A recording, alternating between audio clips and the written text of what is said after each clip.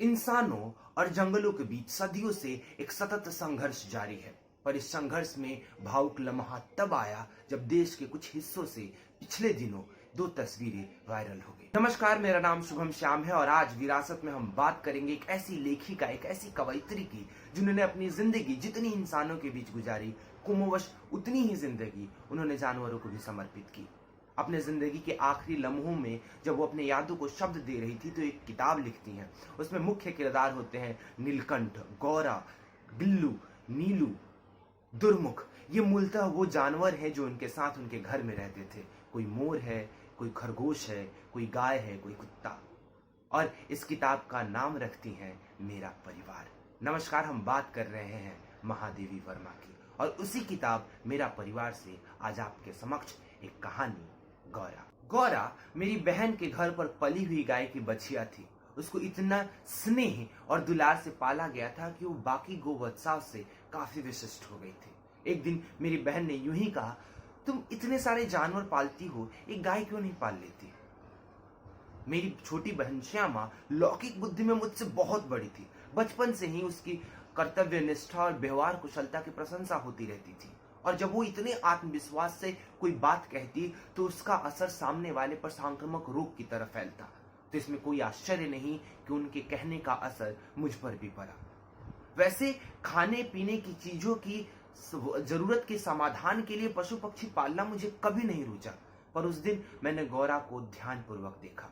लंबे लचीले पैर, सुडौल गर्दन, चिकनी भरी हुई पीठ, छोटे छोटे निकलते हुए सींग और अंदर की भीतर की लालिमा को झलकाते हुए कमल के पंखुड़ियों जैसे दो छोटे छोटे कान, सांचे में ढाला हुआ हो जैसे।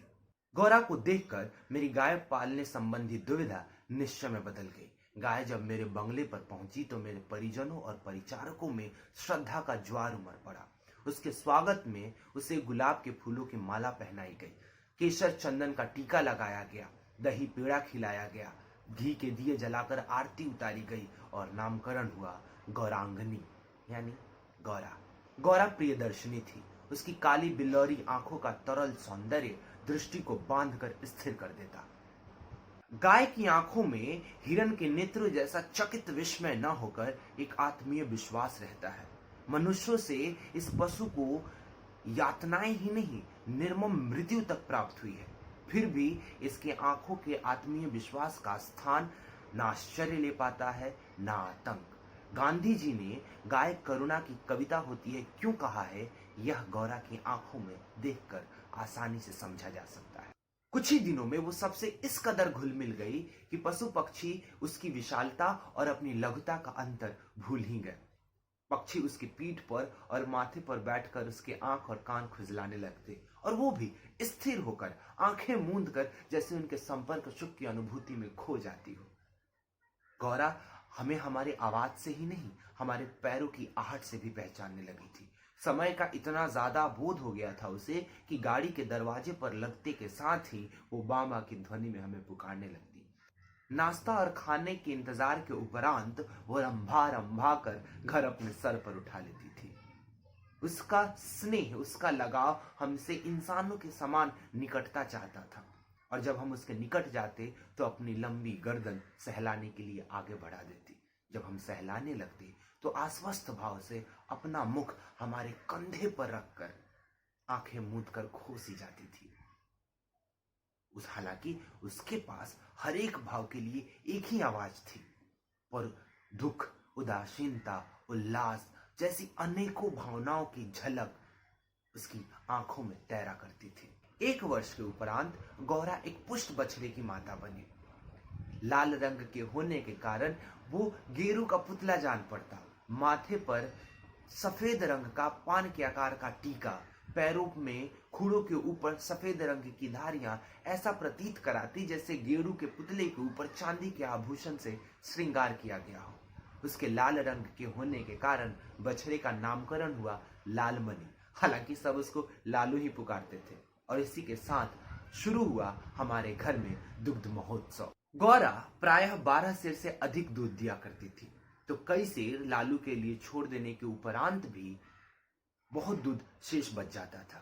इतना कि आसपास के बच्चों से लेकर कुत्ते बिल्लियों के ऊपर तक दूधो नहाओ का आशीर्वाद फलित होने लगा। कुत्ते बिल्लियों ने तो एक अद्भुत दृश्य उपस्थित कर दिया। किसी विशिष्ट आयोजन में बुलाए गए अतिथियों के समान शिष्टता का परिचय देते हुए जब तक दूध दूहा जाता तब तक वो गौरा के सामने पंक्तियों में बैठ जाते। महादेव उनके सामने उनके खाने का बर्तन रख देता और जब तक दूध दूहा जाता तब तक चुपचाप बैठ के वो गौरा को निहारते रहते।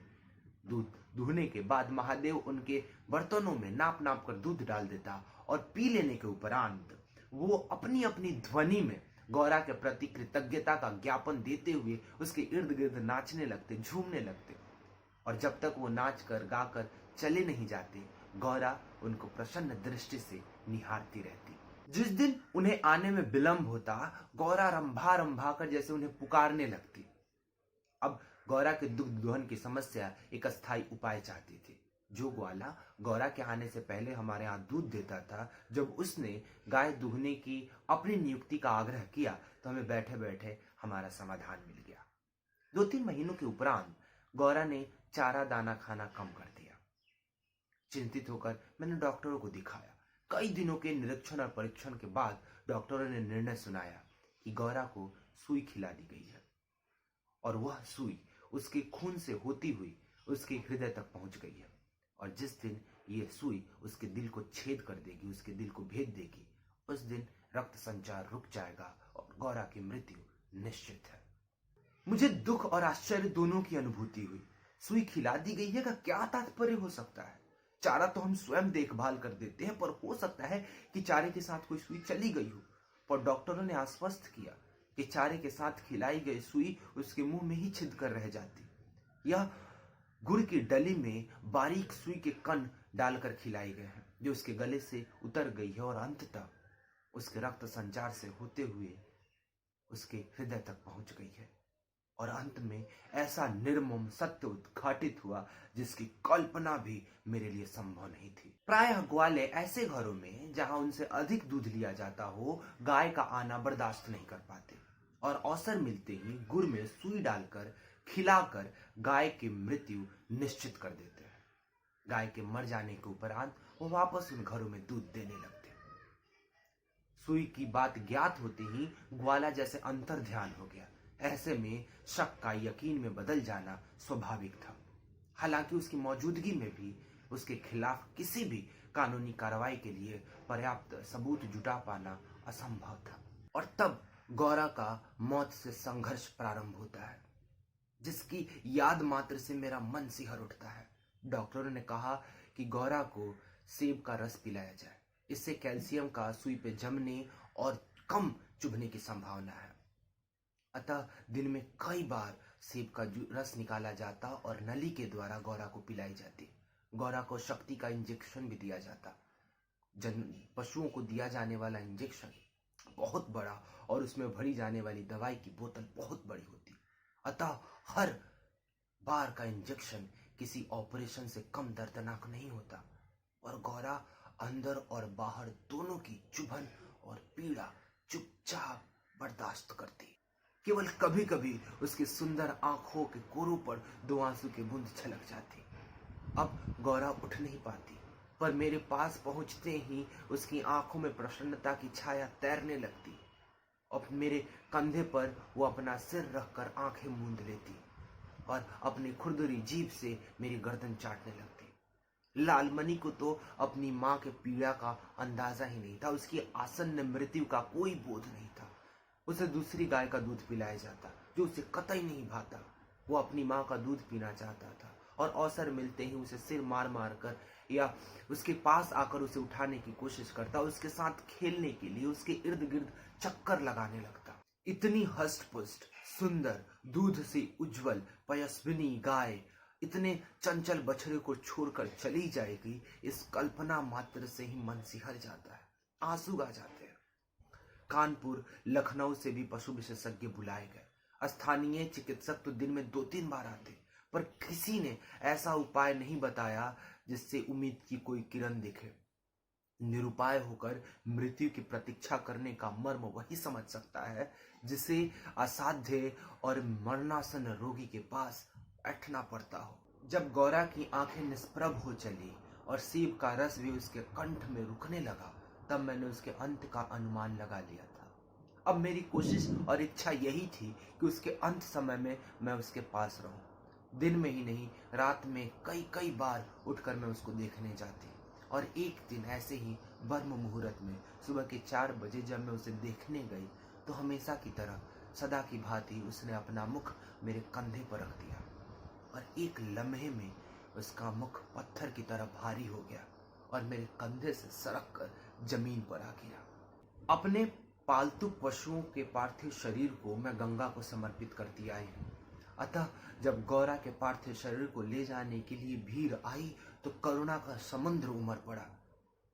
लालमणि के लिए अब भी खेल था। यदि दीर्घ निश्वासों को अनुवादित किया जा सकता हो, तो उसकी प्रतिध्वनि कहती, आह मेरा गोपालक देश।